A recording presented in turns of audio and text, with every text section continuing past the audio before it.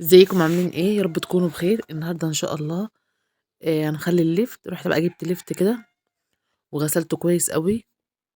وعايزه تسيبي فيه عروق تسيبيه، مش عايزه تسيبيه، عايزه ليفت بس لوحده كده ماشي. انا بخلي العروق لوحدها وبخلي الليفت لوحده. فهم بقى كده ما ترميش العروق، بتبقى طعمها جميل، خلي بالك وجربيها هتعجبك.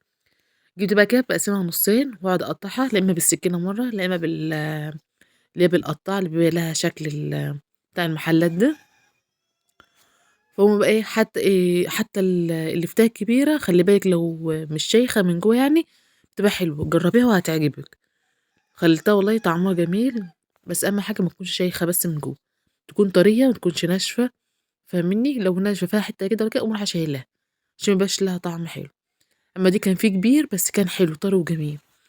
فهُم بقى كده عملت بقى اللفت زي ما أنتم شايفين كده، باجي وباحط بقى على كل كيلو معلقة ملح كبيرة، واقوم رايحة إيه حاطاه في المصفى واسيبه بقى إيه يصفي مَيّته.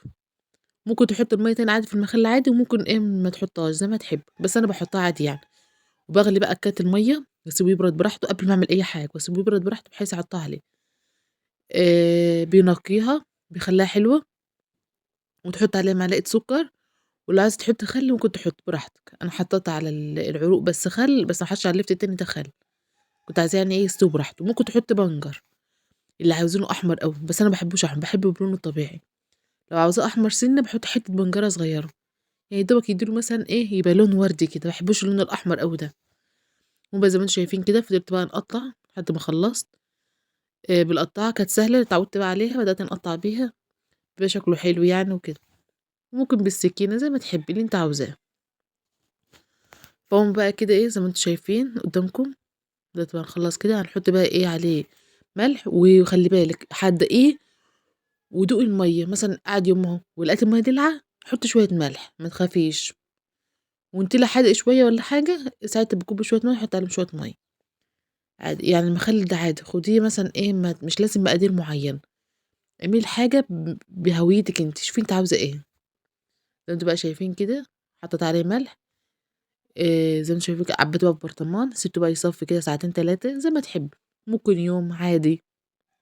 وادي المَيّة اللي كانت فاضلة منه بنحطها أهو، وهنحط بقى عليه مَيّة مغلية زي ما أنا قُلت لكم، بس كانت بردت خالص، كانت دافية سِنّة بس دافية سِنّة صغيّرة. زي ما أنتم بقى شايفين كده نبدأ نحطها عليه، وحطيت له شوية ملح كمان، وباحط بقى عليه إيه ورق لورا. بتدّي له نكهة حلوة وما بتخلّيش ليه ريحة، يعني مثلًا لو في أي ريحة ما تخلّوش ريحة خالص.